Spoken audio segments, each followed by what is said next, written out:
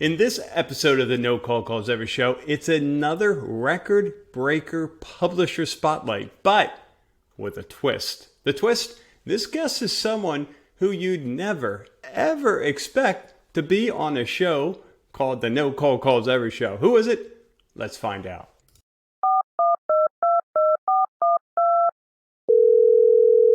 Hello? Hi, it's the No Cold Calls Ever show. Go away.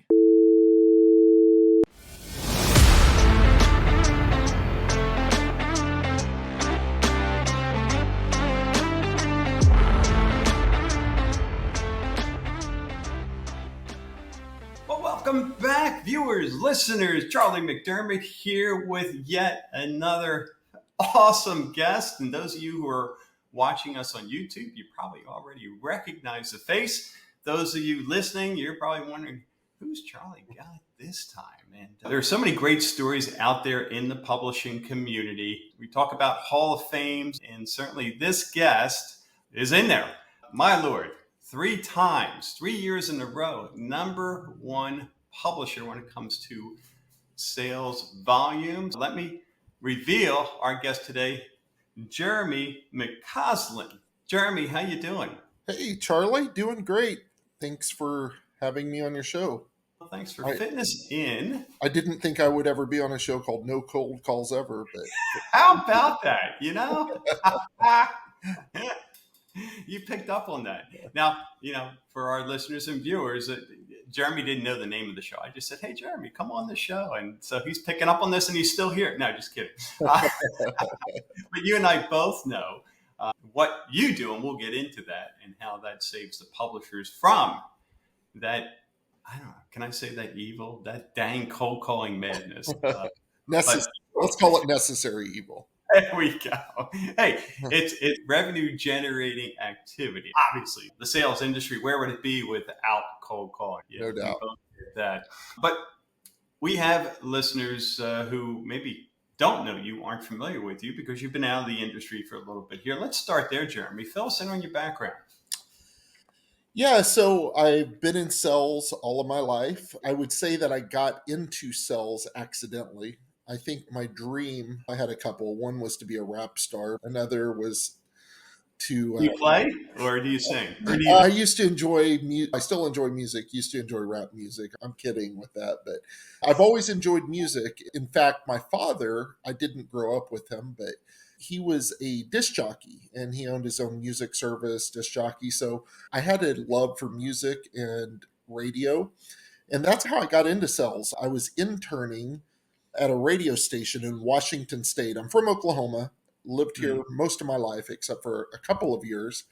I lived in Washington State, and I really wanted to get into radio broadcasting. So long story short, contacted a local radio station, and I said, hey, I'd like to learn radio. I will work for free, and I'll do whatever you want. And it started by the grunt work. Go clean our file cabinets. And I was just happy to be around it. I was thrilled. I was 16, 17 years old at that point.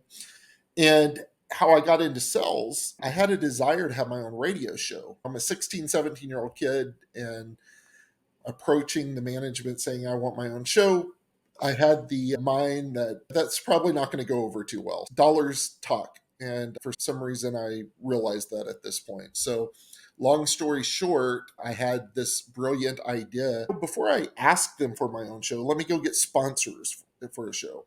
So I didn't ask permission. I just went out and started talking to businesses. I got commitments. And not only did I get commitments to do my own show, it was a completely different format. The radio station was the 70s, 80s, and 90s. Mm-hmm. And I wanted to start a Christian radio show. And so I had a Christian radio show on Sunday mornings for a couple of years called Celebration. So it was a completely different format. And when I went to him and said, hey, I have these sponsorships, I want to start this show. Oh, you mean they're going to pay the X amount of dollars, whatever it was, I don't remember. And that's how I got into sales, and it really got into my blood, and I enjoyed it. And how old were you again? 16, about 16 years old. Yeah. So I'm surprised the businesses even listened to me, but I must have said something convincing, or maybe they just felt sorry for me. I'm not sure, or a combination of both. How long did you do that? Couple years until I was Good about for you. 18. Then I left Washington and came back to Oklahoma. And the show actually went on. I don't know for how long, but I know for a while afterwards. I had someone take it over and it continued and became pretty popular. It was the only Christian radio show. And I'll throw in this real quick. I don't want to take all the time, but I'll tell you how outdated it was. A small radio station in a small town. How I would get my weather report if I wanted to do the weather. If I had enough cash on me, I would stop at the 7-Eleven and get a newspaper. That's if I had the money that morning. If I didn't have the dollar or 50 cents or whatever it was, I would open the windows and, oh, okay, I'm going to take a guess. And that's how I did my weather report. And You have to be man, creative sometimes. radio can be a tough business. Yeah. Uh, So I got my foot in the door with radio, and that kind of got me into sales. And mhm. I found that I love music. I thought I wanted to go into broadcasting. I did that, but I really fell in love with sales. Yeah, Uh, yeah, then it just took off from there. yeah. So I know you had a number of careers in sales, but eventually you made the decision to become a publisher. How did you get into the publishing business? Yeah, so I did have a number of careers in sales. Most of my sales, not completely, but the vast majority of my selling has been advertising sales. And so the radio was the first. Then a few years later, I came back to Tulsa to go to Bible college, and I worked at a company called Dial America, which was a cold calling. We called residential, we did cold calls. I don't think I even shared this with you, Charlie. We called and sold all kinds of things over the phone. So Huh. that really helped me learn how to use the phone, which, I Yeah. didn't realize that little petty job would really helped me. And I did that for a couple of years. And then I worked for a company called Impact Productions, and we sold over the phone, mind you, we sold commercials, television commercials to churches. So if you're out there and you think what you sell is tough, try selling television commercials to pastors. Anyway, I did that for a couple of years, very successful, Yeah. and it was fun. So I started in radio sales, then television, then before the publishing company. I won't mention the name, but it has 3 letters in it. I'm kidding. I knew. Yeah, I work for now. If you're under 40 years old, you probably don't know what a Yellow Pages is, but Charlie and I know what Yellow Pages are. Mm-hmm. So I sold Yellow Page ads for about 12 years. I loved it. I was very successful at it. I loved it. But to answer your question, how I got into publishing, particularly magazine publishing, is I decided to leave that career. I loved it. I just really got tired of corporate America. It was a corporate type job, and I really wanted to have the autonomy and freedom, which is number one to me. And I came across a magazine publisher job, and I did that for close to 8 years very successfully before I started this business. So I've done radio, television, Yellow Pages, and within Yellow Pages, we sold digital, we sold direct mail, and then magazine ads. So a pretty good variety, I would say. Yeah. Yeah. So you mentioned you did it for 8 years. You didn't mention specifically the accolades you received. I know you've got some medal behind you there. It looks like 3 trophies. Talk a little bit about your success as a publisher, if you don't mind. Yeah, so I started as the magazine publisher April of 2015.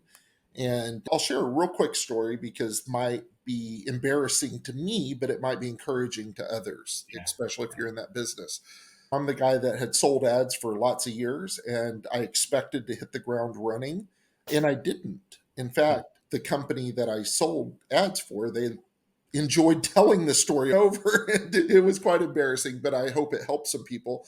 So I started, and I thought, man, I'm going to hit the ground running. And I think it was about 30 days.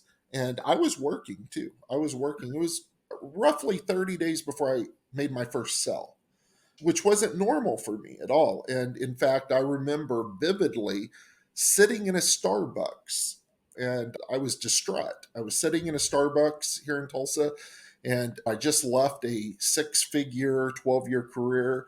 I was one of the top people selling yellow pages in the country for this company.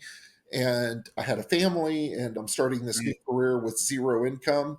And I'm like, what is going on? And I was distraught. And I'm a believer, and I asked the Lord to help me. And literally that day, I left that Starbucks and I pulled into a gas station and I saw a van that said Mary Murray's Flowers on it. And I thought, okay, I'll give them a call. So I called Mary Murray's Flowers. Nikki picked up the phone. I introduced myself. I'm starting a magazine in this community. Would love to come by and talk to you. She said, listen, I've worked here 20 years. We've been in business 50 years. I'll talk to you, but we don't do advertising. She said, I just bought the business. I've worked here 20 years, but I just bought the business. We don't do advertising, but you can come by and I'll listen to you. So I went by, and I was so thankful that she would talk to me. And I ended up convincing her somehow to buy an ad. It was my first sell, a quarter page ad. So that was the same day I had my Starbucks experience. Then after that, the floodgates opened and I hit baseline 13 days later. So from the Oh my yeah. So goodness. from the time of my first sell, not when I started, but from my Yeah. time first sell, I hit baseline in 13 days. And then it was all good. So I say that just to encourage anyone that might be listening that there's ups and downs and sideways, and you just have to keep persevering. So I made that sell and I gave her a hug. I'm not sure if that was appropriate or not, but I was so happy I gave her a hug. Thank you for buying a quarter page. You're not really supposed to share your excitement, but I went overboard on that. Very, very cool. But yeah, one, very inspiring. Two, you make a great point that, and you hear those stories of publishers with all this success, but oftentimes it's a story that I equate to how bamboo grows, all this stuff under the surface that you don't see. That's And in right. your case, the trials and tribulations of refining and getting your presentation down and appointment after appointment with no sale. But then all of a sudden, poof, you break through. Well, you think of it like there's planting seeds, and I'm not a gardener, but there's the analogy, there's planting seeds and then harvesting. And Yep. sometimes you're spending a lot of your time planting seeds, and you just have to know that they'll grow. We live in a culture, in a society where we want everything instantaneous. We have fast food, we have microwaves, and we have that ingrained in us, but not everything happens in 2 minutes. So I think patience really important. Yeah, so I started my first magazine. We launched in July 2015. 1 year later, I launched my second magazine. A year later, my third. A year later, I launched two more. So I launched 5 magazines in 2 states. I believe that was the only time that had been done. I don't know if that's still true. 4 here in Oklahoma where I live, and 1 in Dallas. And I was driving back and forth to Dallas, which is about 4.5 hours. I did that every week for about 6 months. And I went into a market there that I don't have any connections in Dallas, that I won't do a long story on, but I've always loved Dallas. That's the big city. That's the place to go if you live in Tulsa. And one of the managers called me and said, hey, we have an opportunity in this particular market. We've had other publishers try, but they couldn't do it. And I always joke they had to bring in the guy from Oklahoma that didn't know anyone. And the market there, it's called Highland Park. It's basically the Beverly Hills of Texas. So Okay. there's tons of competition there. You're not allowed to drive through there unless you drive a Bentley, but they made an exception for me. So I launched a publication there. I went there about 3 days a week, then came home, and I Wow. launched it in 6 months at 10,000 over baseline. So that was a 6-figure check. So it can be done. And I think a lot of people, not to get off in the weeds, but a lot of people, I think, get too caught up into who is my competition. And I Yeah. think that was the problem. I don't know who tried to launch it there, but I think they were paying too much attention to the competition. And Yeah. I'm not saying that's not wise to know who your competition is, but I think that you can get too hung up on that. And Yeah. I took the opposite approach. I'm not saying it's the right approach, but it worked for me. I didn't pay attention to the competition. I just went in and did my thing, and it worked out. It worked out. So we launched 5 publications. I was the number one publisher in sales 3 years in a row, 2017, 18, and 19. Mm. And we were doing over $1 million in sales, over $1 million a year in actual, not just signing contracts, but actual cash received in the business. So it was $1 million business and great time. I really enjoyed my time Yeah. publishing.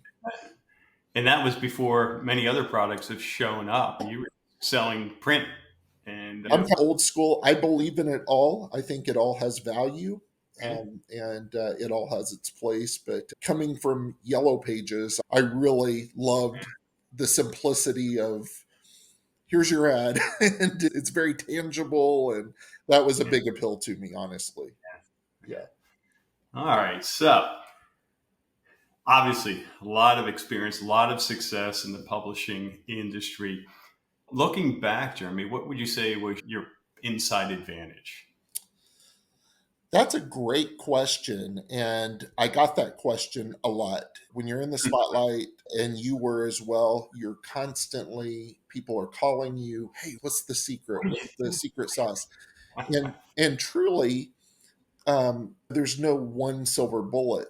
It's usually a combination of things. But I will say that if there was, but I also don't go to the other side and act, oh, false humility is what I call it. Oh, I don't know. I'm really not that good. And just that's false humility is what I call it. So I think one advantage I had, and this is going to sound self serving because you and I have companies that help publishers. But I think, but this is why I have this company and why you have your company is because it freaking works. And my advantage was I hired people to do things that either I didn't want to do, or even if I was okay with doing it, it wasn't the best use of my time.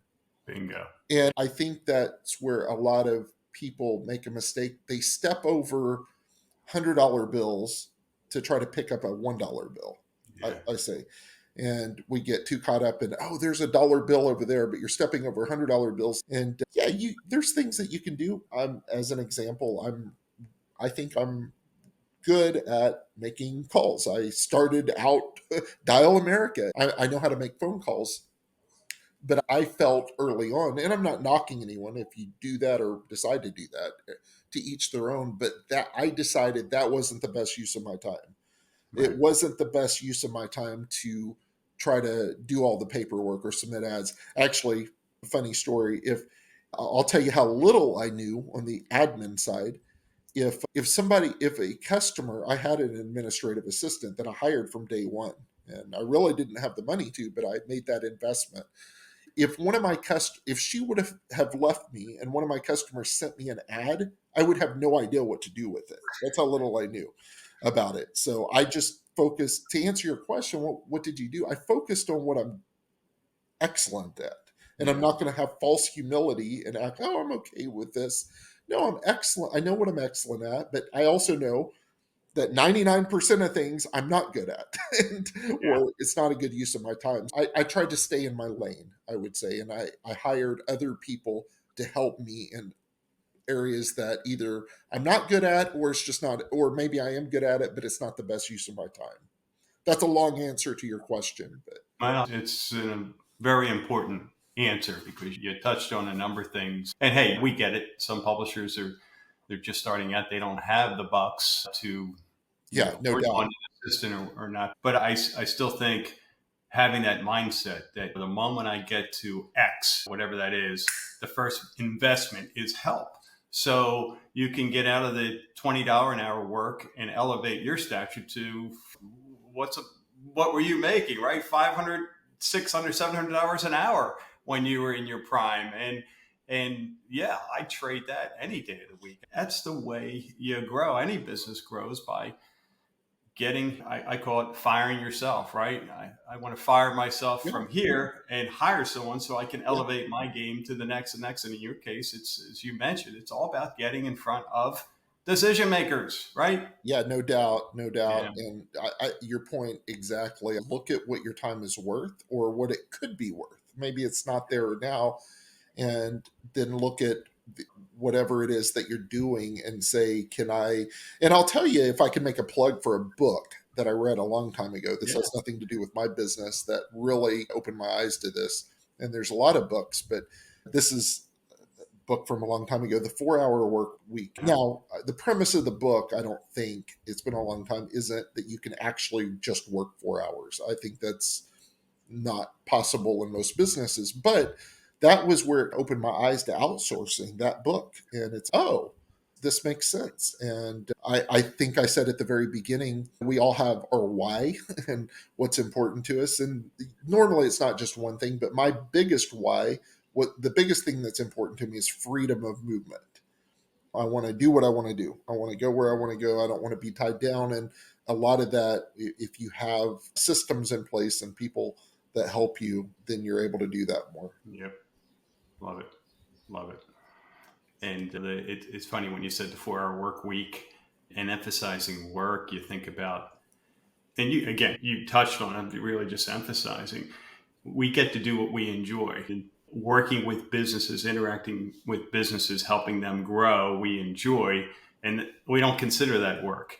But all the drudgery stuff, that's work. And Yep. if I have to spend more than 4 hours a week on that, I'm impacted. Yeah, no doubt.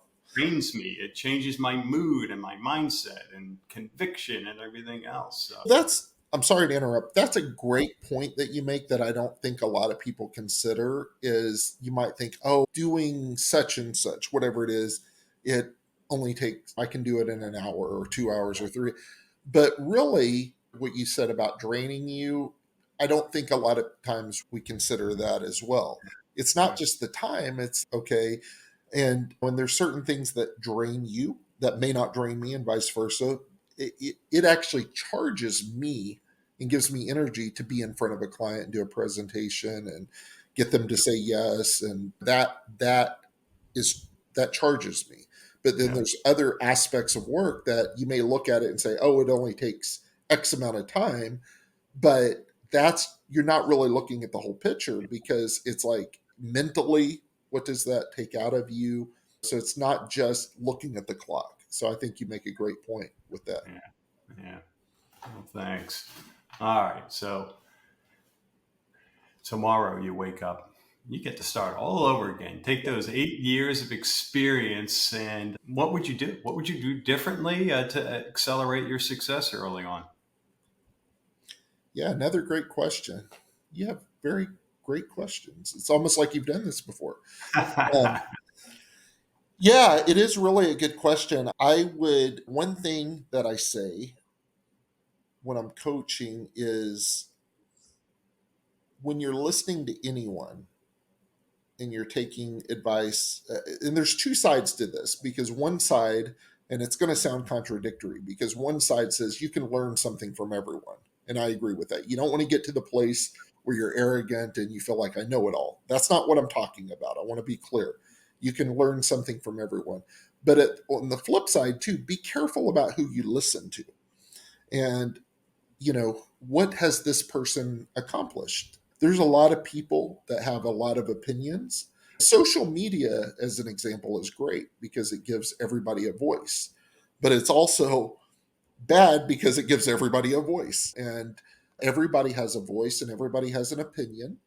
And I like to ask, what has this person accomplished? What do they know? And that's with everything, not just sales, but with everything. So I think I would be more selective about who I listen to. And a lot of times in companies, I'm not talking about any company in particular, just companies, you'll have managers or people with a title that say, go do XYZ and that's how you be successful. But they've never done it themselves. Or maybe they did do it, but they didn't really have success themselves. I like to, whatever it is, I like to listen and follow people that have had success in that area we all aren't successful at everything, but we're all successful at something. So I like to, that's what I would do different, is just maybe be more selective about who I listen to. Be open, but be open, because there's times that I've learned things from people that are brand new and way less experienced than me. So I'm not arrogant where I think, oh, I can't learn something. That's not the point. But who you're truly going to devote your time to and energy and dollars, it's okay. You have an opinion on this, but what did you accomplish or what? So that's what I would say. Yeah. Does that Great. make sense? No, Yeah. completely. I hear you and I'm with you. All right. An important topic. And over your, again, 8 years and all the success you had, everyone goes through those dreaded sales slumps. What was your strategy? How did you defeat those sales slumps? Starbucks was a big help. No, I'm kidding. They are not a sponsor of your show. I don't think. Not yet. Not yet. Yeah. With all the meetings that publishers have at Starbucks, they should be. Yeah, they should. They should. I think with anything, and what I'm about to say isn't easy at all. So I don't want to oversimplify it. But with anything, it comes down to getting your head right, getting in the right place. And we all have days and times. We're not all we're not always in the right place mentally. There's no one I've met that's like that all the time. So we all go through slumps. And I think you also have to realize that it's okay to have bad days. It's okay. Don't be too hard on yourself. We all have challenges. We all have difficulties. I think that some people look at top performers, whether it be in sales or athletes or whatever, and you always see the good. That's what's highlighted, but you don't see the behind the scenes. You see the trophies, but you don't see what it takes and all the everything, blood, sweat, and tears to get there. So I would say that you have to accept that there's going to be slumps. That may not be something you hear from other people teach or widely. A lot of people are just going to be totally inspirational and get your mind and you won't have a bad day. I think everybody has a bad day, but here's where I think the key is. Do you allow yourself to stay there? So I think that you need to know yourself. We're all different. How do I get out of that? And just know I'm going to get there sometimes. And what do I need to do to get out of that? It might look different for me than it does for you. And for me personally, because you're asking me, and again, we're all different, it could be something as simple as just going for a walk or a run. I mentioned Starbucks. I was joking. I am a big coffee drinker. I like coffee and it's relaxing to me. It's not just coffee, but it's actually relaxing. So sometimes I'll just shut it down for a half hour and go sit and have a cup of coffee and do something different. And that helps me, or listen to some music that I like. So you have to know how you're wired. But what you don't want to do is give into it and let that go on for hours or days. That's where you get into trouble. Yeah. But don't be hard on yourself when you do go through a slump, because it happens to everyone. They may not admit it. They may give you a raw inspirational message, but if they're truthful, it happens to everyone. Yeah. Except for Charlie, but You're bringing back memories. I started right at the beginning of COVID, and I had the same. I struck out for the first month in my publishing career. And I remember back then everything was shut down. So I would go out for typically a walk with my wife, Barb, and it just changed everything. The mindset, it got you away and from all the triggers and the fear of, oh my God, I'll never get a sale. Or even when I had success, but you have that dip. It's like, oh my God, what now? I'll never make a sale. And you just feel renewed. You feel like a different person. So, yeah. One last thing I'll say just real quick is I think sometimes we take ourselves too serious, and we all do that. And I'm not saying that your job and making money for your family and reaching your goals, I'm not suggesting that's not serious. But at the same time, in the big scheme of things, what if you have an off day, or what if you have an off hour, or a bad presentation? I think sometimes people are too hard on themselves, and it doesn't matter. Move on. And I know that's easier said than done, but that has helped me to get that mindset. And sometimes I even laugh about it. I'll be in my car. People probably think I'm crazy. They'll drive past me and I'm just laughing at myself about something silly I said. I'll probably go back and watch this podcast and do the same thing. But I think when you do that and don't take yourself too seriously, that helps too. And a lot of times in presentations, and you have to be yourself. Be yourself. Don't try to copy me or Charlie. But a lot of times in presentations, and this is my personality, I'll say something just off the wall. That may not work for everyone, but that's my personality. And I'll start laughing about something, and it works. So don't take yourself too serious. That would be the other thing. Nothing better than laughter, both from a stress management standpoint and when you're presenting. Have fun with your prospects, No, right? no doubt, no doubt. Jeez. I think for the most part they appreciate that because it's not so regimented, and Serious. And people like authenticity. I think that's important. how about, and my Lord, you covered so many great things, so many tips, but for new publishers, that number one tip that you would, or piece of advice you would give to a new publisher listening? Don't get caught up in all the details. Hmm. I think that would be a good piece of advice. Focus on what matters most. And what matters most is sales. Sales matter most. People get too caught up into what's the name of my publication, as an example, or what's the font. There is no font, there is no name unless you have sales. Yeah. And that's very blunt, I know, but you have to sell, and you have to be in that mindset. So focus on that, and the other things fall into place. And the other thing too is, if you chose this as your craft, we all have a doctor, a pilot. I fly a lot, I'm on a lot of airplanes, I fly internationally. I hope my pilot continues their education. And Hmm. I think a lot of times salespeople, a lot of times we don't really do things. And I think that read books, people ask me, what's a good sales book? Honestly, most of the books that I've read weren't, and I'm sure there are some good ones. I'm not saying they're not, but most of them weren't sales books. They were more books on people skills, on psychology, on personality types, that type of thing. But work on your craft and be open. And again, this is going to sound very self-serving, but I'm not even promoting me. It could be anyone else. Hmm. Find somebody to help you. And if you're not there yet, at least have a vision for it. Don't try to do everything. But you asked specifically about brand new people. That's Yeah. what you ask, I believe. I would say Yeah. focus on. There's a good book by Gary Keller. Oh, yeah. He started the Keller Keller Williams. Williams. Yeah. He has an excellent book, and I've read it multiple times, and it's called The One Thing. So focus on the one thing. What's the one thing that I need to focus on today? Because it can get overwhelming. It's, I've got to do this, I've got to do this, I've got to get a content coordinator, I've got to find a photographer. Nope, you've got to get somebody to say yes to a meeting.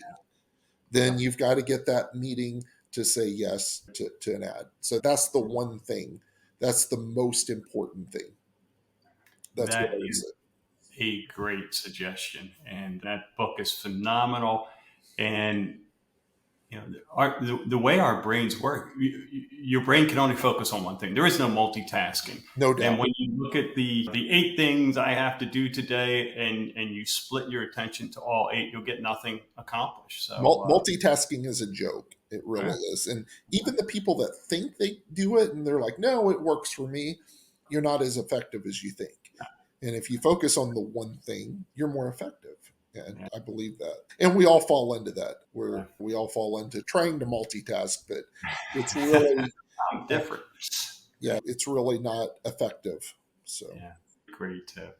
All right, scaling your business. How did you scale your publishing business over the years? yeah. So scaling your business, if specifically talking to publishers, that's who we're talking about. So if I could just take a step back, look first.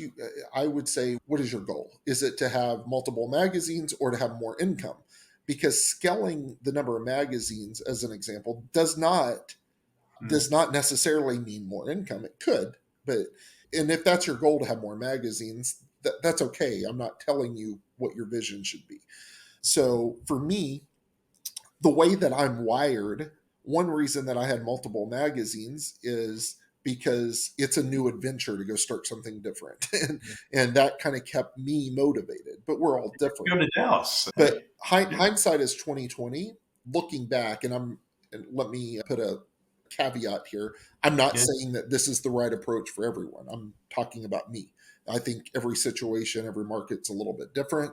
Looking back, I think I would have been happier and financially uh, close to the same spot had I just focused on one publication, maybe two. And so I could have scaled that way and focused more. So there's different ways to scale. Yeah. But your question, that was your question, which I don't think I answered. How did I scale my business? So I'll answer that now. Okay. What I said earlier, and again, I early on, I made the decision, and I know everybody can't do this, and I know you may not want to do this. So again, I'm telling you what I did. I made the decision from day one, and fortunately, I was in the position that I'm going to have people help me. And I'm not going to try to do everything myself. I'm going to focus on selling. That's what I enjoy doing. And I hired an administrative assistant that I really couldn't afford, honestly, from day one because I had no income, but I had some savings. I hired an administrative assistant from early on. She was with me the whole time. She was the office manager. She Yellow Book here in Tulsa that I worked for, and she was retired. And so I basically begged her to come out of retirement and help me, and I convinced her to do that. And it was a great partnership. And she handled everything administrative for me. I don't want to do that. I'm not good at it, and it's not a good use of my time. So that's how I scaled my business. And again, I know it's going to sound self-serving, but I hired folks to help me prospect and make cold calls. And I think this doesn't contradict your podcast at all. We talked about it. No cold calls ever. I agree with that. You should not be making cold calls. Yeah. But that doesn't mean that you shouldn't do cold calls. They still work, and maybe have somebody else. Now, I want to be clear. I still did some of my own. There were strategic accounts that I wanted to contact. Right. And so I did that. But I had other folks help me with that. And that decision alone was conservatively a $4 million decision. And I don't pull that number out of the air. I sold roughly $8 million worth of ads in my magazines, and I'm contributing half of that success to my help, half of it, them helping me. I had to go out and close it, but when someone helps you find a business and they get the person to say yes to a meeting, that's half the battle. And by the way, Charlie offers a really great service. He didn't ask me to say this, a really great service. And it's another way to get people to say yes. There's not one way to get in front of someone.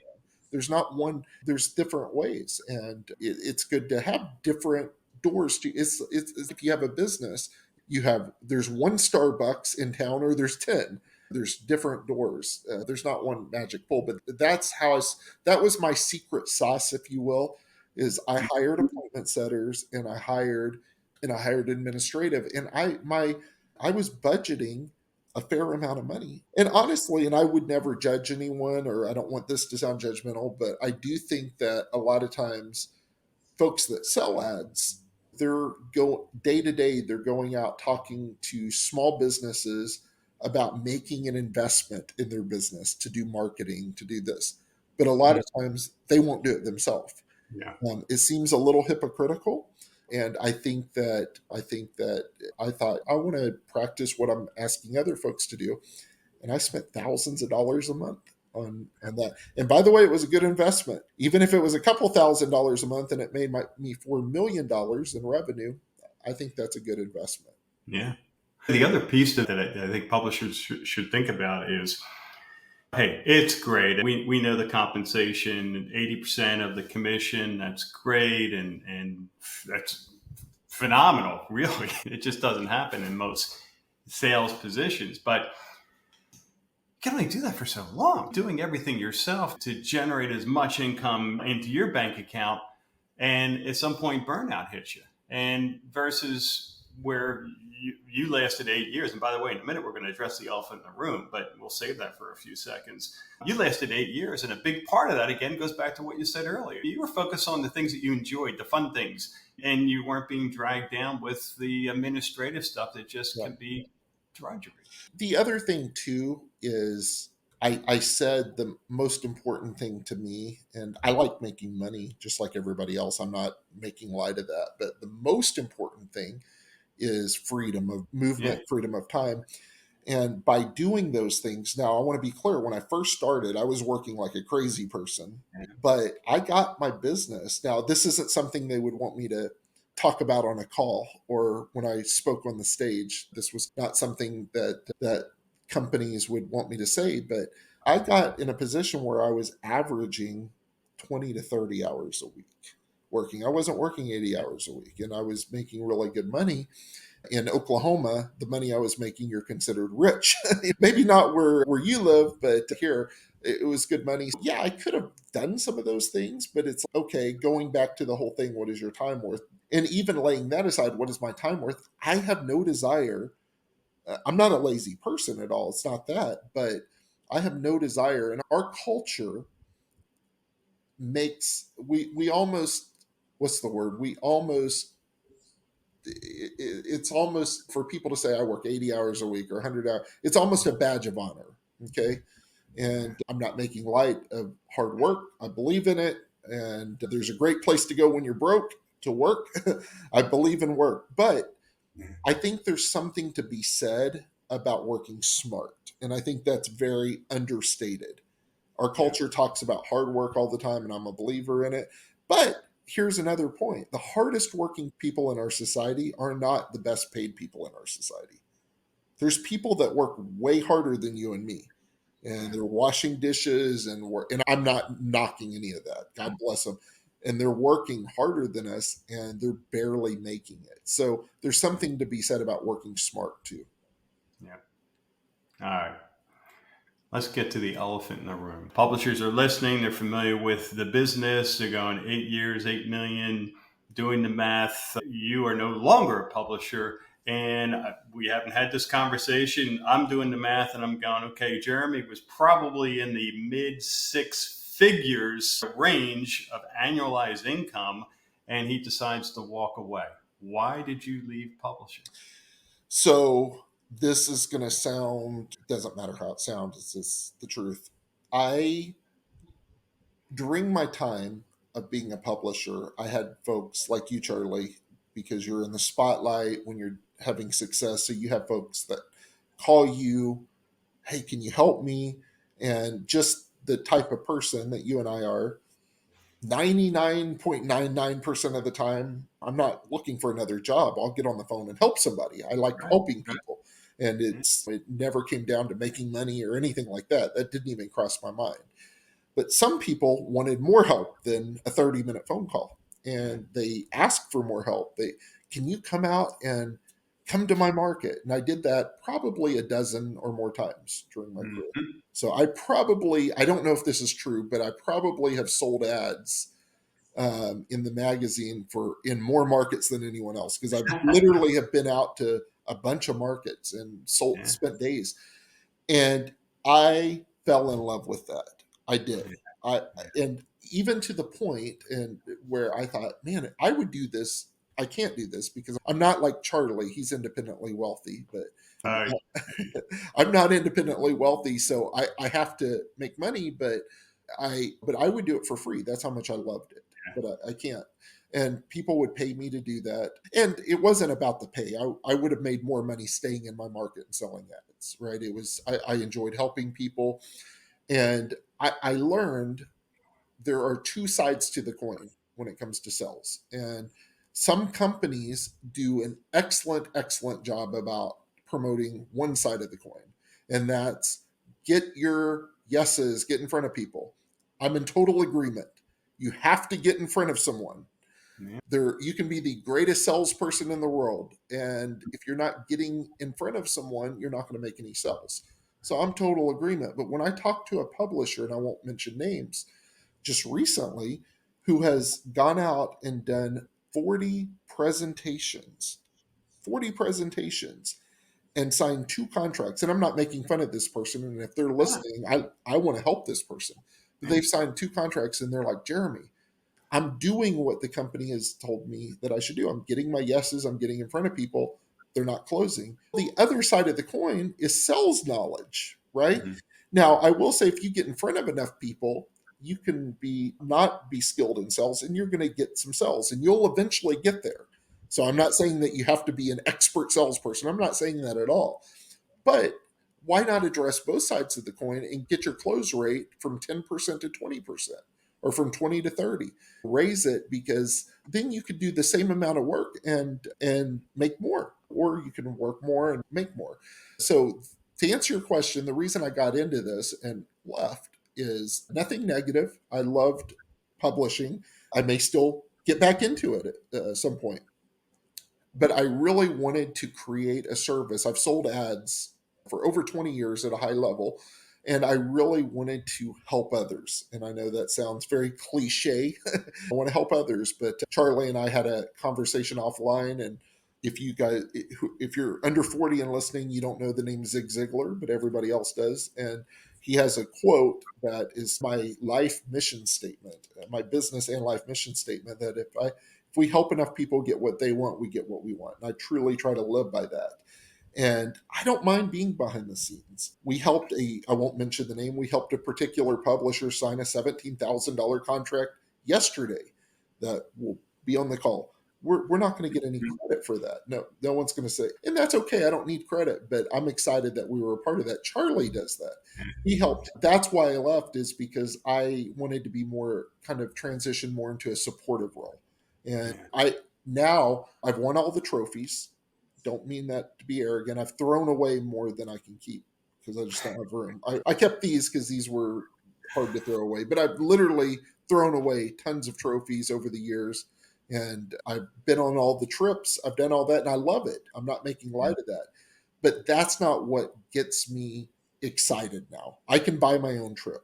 What gets me excited is to come alongside somebody else and help them reach their goal. And I'm totally content with that. I don't need to hear my name on a call anymore. It's fine.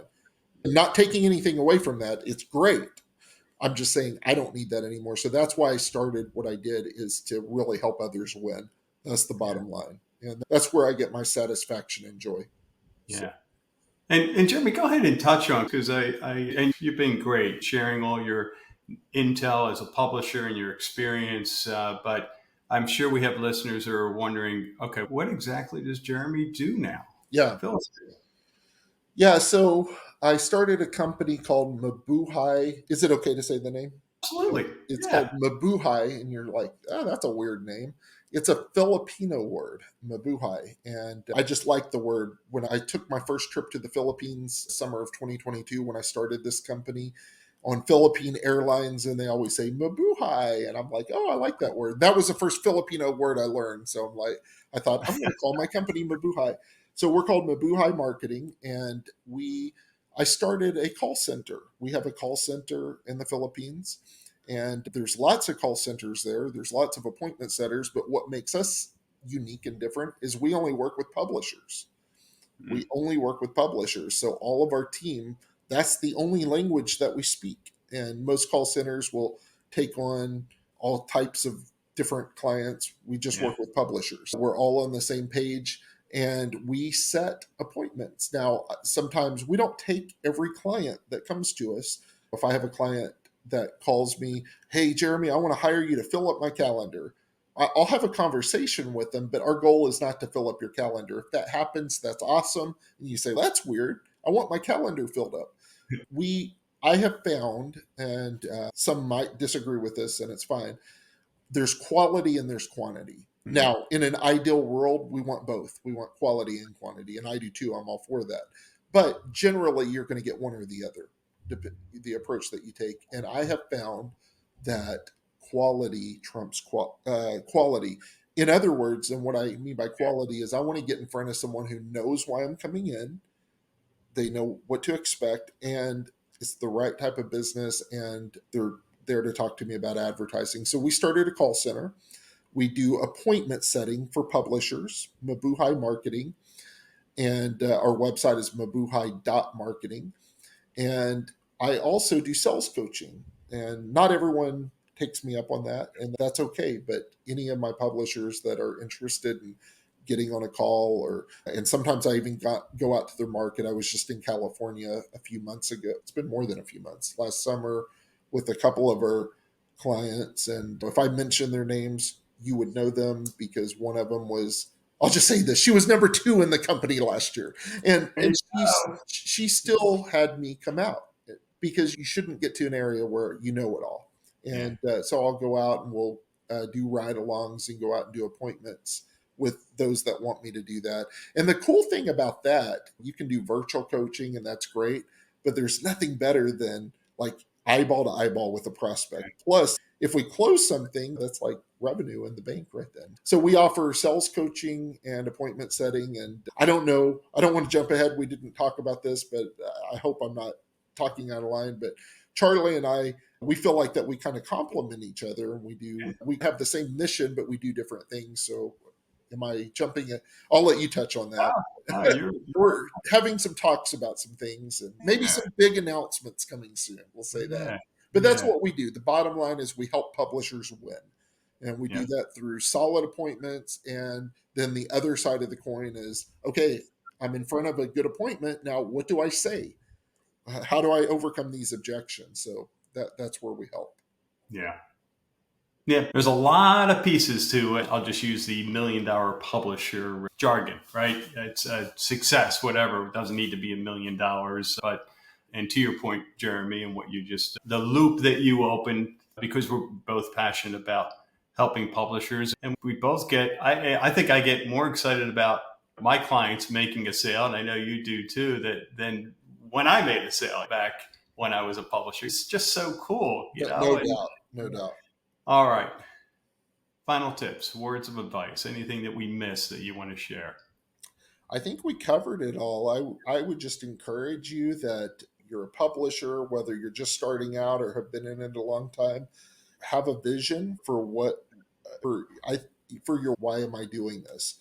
And don't just repeat what somebody else says, but really dig into it. Why am I doing this? Then build your life around that and be open to having someone help you if that's part of your vision, if freedom of time, if that's important to you, and it may or may not be, but that's what I would say is just be open to that. Go to conferences. I'm not promoting anything about me. I don't have a conference. Go to conferences, talk to people. They don't even have to be in the same industry. Listen. I would never tell anyone what to listen to. That's none of my business, or what not to listen to. But a lot of people are already sitting in front of the TV hours a day, and they think they don't have time to do things.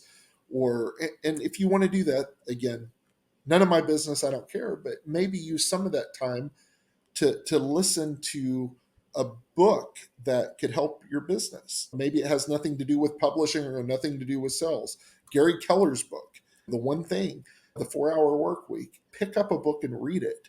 I just bought Patrick Bet-David's book called Choose Your Enemies Wisely.